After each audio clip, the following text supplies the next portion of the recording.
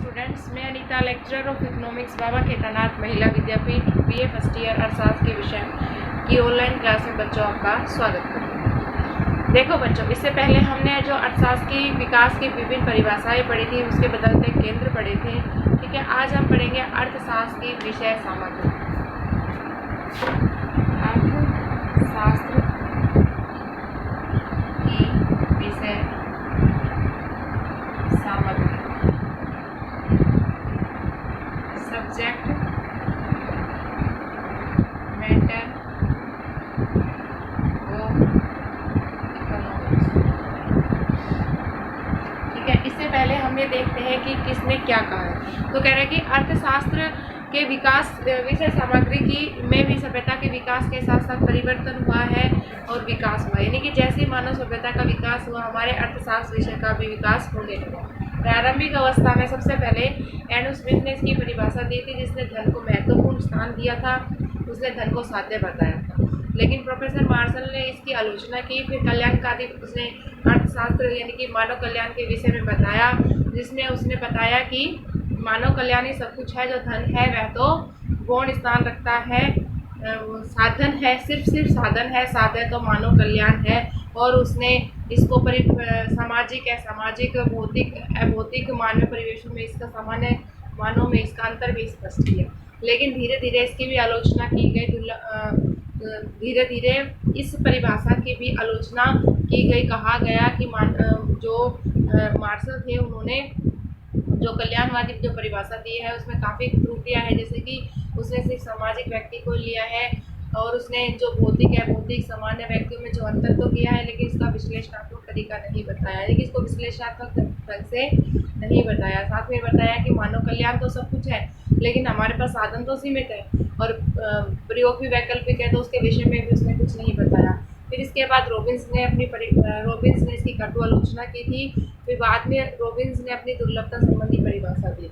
उसने बताया कि हमारे पास जो साधन है वह सीमित मात्रा में है, समय भी सीमित है और हमारी आवश्यकताएं है वह असीमित मात्रा में है।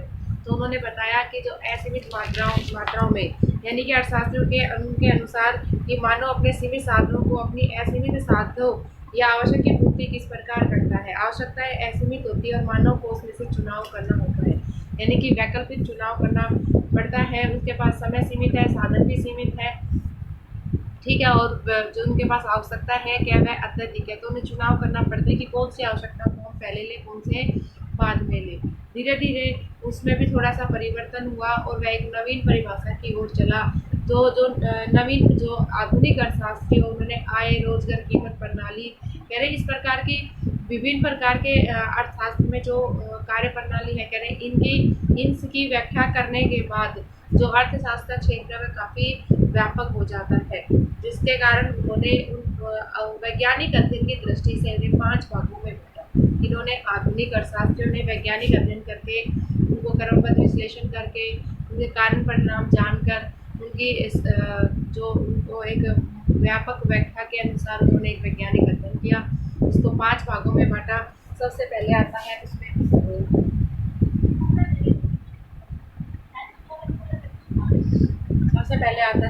इसमें कह रहा है कि अर्थशास्त्र में इस बात की मनुष्य की आवश्यकता तथा उसकी संतुष्टि के संबंधी क्रियावन नियमों का अध्ययन किया जाता है। क्योंकि हम सबसे हो आप जानते हो अच्छी तरीके से सभी व्यक्ति क्या करते हैं, किसी ना किसी वस्तुओं का उपभोग करते हैं। तो कह रहा है कि अर्थशास्त्र का जो ये भाग है, उपभोग वाला जो भाग है, मनुष्य की आवश्यकता तथा उनकी संतुष्टि संबंधी वाले क्रियाओं का अध्ययन करते हैं।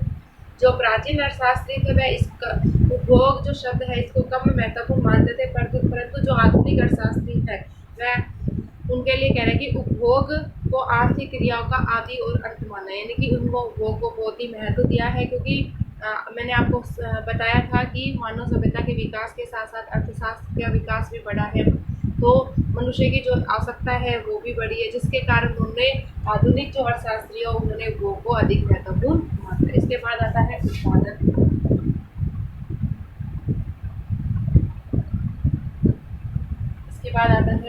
कह रहा है कि उत्पादन का जो अर्थ होता है वह उपयोगिता सृजन करना। उपयोगिता सृजन का यानी कि जो उत्पादन शब्द है उसमें क्या करते हैं, हम वस्तु और सेवाओं का उत्पादन करते हैं, ठीक है ना।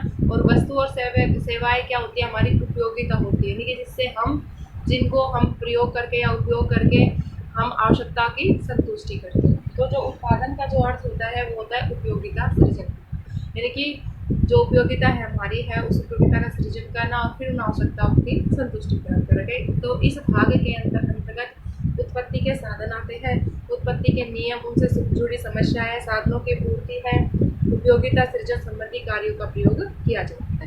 ठीक है ना। जैसे उत्पादन के साधन कौन कौन से होते हैं, 5 प्रकार के साधन बताए गए हैं। कौन कौन से हैं?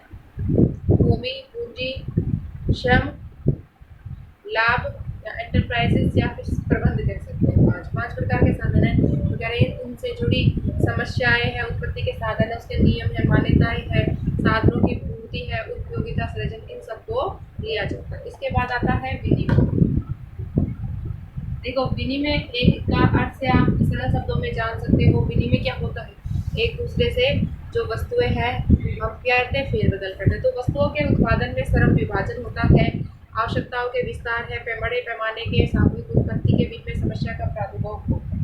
यानी कि इसमें क्या है, जैसे उत्पादन के जो साधन है या श्रम विभाजन है उनका किस प्रकार से हमें विनिमय करते हैं। कि हम श्रम के बदले क्या देते हैं, श्रमिक देते हैं, यानी कि मजदूर के बदले में क्या देते हैं, मजदूरी देते हैं। तो कह रहे हैं कि इसके अलावा हमारी जो आवश्यकता है उसका विस्तार है, बड़े पैमाने के सामूहिक उत्पत्ति, विनिमय की क्रिया का प्रादुर्भाव। अतः कह रहे इस भाग में हमें क्रय विक्रय करना, मूल्य निर्धारण करना, मुद्रा, बैंक, राजस्व, व्यापार नीति आदि क्रियाओं का अध्ययन किया जाता है। जैसे मुद्रा में क्या करते हैं, एक दूसरे से लेना देना करते हैं। भाई तुमने मेरे को कोई वस्तु दी, उसके बदले में हम क्या देते हैं, मुद्रा। क्रय विक्रय खरीदना, यानी कि विनिमय का अर्थ है एक दूसरे को वस्तु या सेवाओं का क्रय विक्रय करना।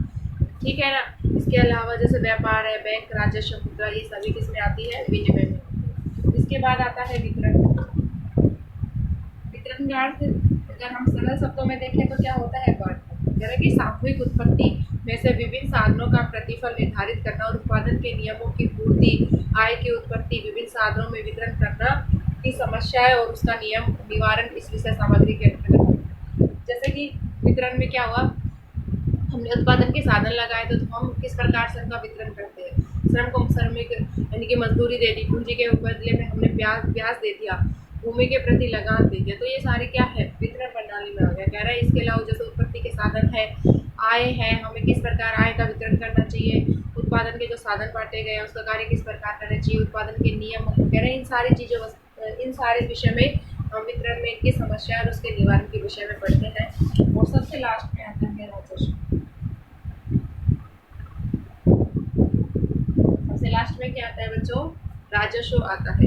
तो ये कह रहा है जी आधुनिक युग में राज्यों को अपने बढ़ते हुए उत्तरदायी, यानी कि जैसे जैसे मानव सभ्यता का विकास हुआ इसका भी विकास हुआ, तो इनके पास क्या हुआ, बहुत ज़्यादा इसके पास बहुत ज़्यादा उत्तरदायी यानी कि जिम्मेदारी भी आ गई। जैसे व्यक्ति पीढ़ी दर पीढ़ी बड़ा होता जा रहा है तो उसके पास जिम्मेदारी बढ़ जाती है। ठीक है ना। एक बचपन है, फिर वह थोड़ा बड़ा हुआ, फिर और बड़ा हुआ, उसके जो नीचे हैं जैसे पिता है, बेटे की जिम्मेदारी बढ़ गई, फिर उसके बाद उनके परिवार में किस प्रकार से जिम्मेदारी बढ़ती चली गई। तो ये कह रहे हैं कि आधुनिक युग में राज्यों की जिम्मेदारी भी बढ़ती जा रही। पहले राज्य का काम क्या था, पहले राज्य का काम क्या होता था, सिर्फ बाहरी आक्रमणों से राज्य की रक्षा करना। ठीक है ना। लेकिन समय के साथ साथ हमारी जो आधुनिक युग में देखें तो राज्यों की जिम्मेदारी बहुत ज़्यादा बढ़ गई है। जैसे राज्यों को अपने बढ़ते हुए उत्तरदायित्व को निभाने के लिए, कल्याणकारी राज्य की स्थापना के लिए अर्थव्यवस्था में आय के स्रोत जुटाना, ठीक है, विभिन्न क्षेत्रों में उसका व्यय करना, अतः राजस्व में राज्य की संबंधित समस्याओं तथा उससे संबंधित नियमों का अध्ययन किया जाता है। ठीक है ना। आप सभी जानते हो अब क्या हुआ है भाई, राज्य के क्या बढ़ गए हैं, कार्य बढ़ गए हैं। जैसे उन्हें बाहरी आक्रमणों से रक्षा भी करनी होती है।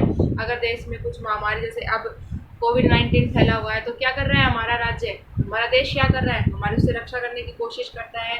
पुलिस भी लगा रखी है, उसके लिए डॉक्टर्स भी लगा रखी है, वैक्सीन भी बना रहे हैं। ठीक है ना। अब लोगों को जैसे लॉकडाउन हुआ था तो उसके दौरान लोगों की मदद भी की गई थी, कार्य बढ़े थे। तो कह रहा है कि ये इस प्रकार के कार्य बढ़ना है, उनके लिए आय के स्रोत जुटाना है। जैसे अब सरकार क्या कर रही है, अब इस वक्त बेरोजगारी बढ़ रही है तो इस बेरोजगारी को दूर करने के लिए नए नए नियम लेके आ रही है। जैसे कुछ लोगों को नरेगा में भर्ती कर दिया, अलग अलग तरीके से मतलब रोजगार, ताकि लोगों को रोजगार मिल सके, उनका आय के साधन। तो इस प्रकार से जो क्या है कल्याणकारी आज आधुनिक युग में राज्य के बहुत से कार्य बढ़ गए हैं, तो वो सभी राजस्व के अंतर्गत आते हैं, जिसमें उसके प्रति उनकी समस्याएं, उनके समाधान और उसके उपाय तुरंत निराकरण किया जाता है। तो ये बच्चों आपका विषय सामग्री, अर्थशास्त्र के विषय सामग्री से संबंधित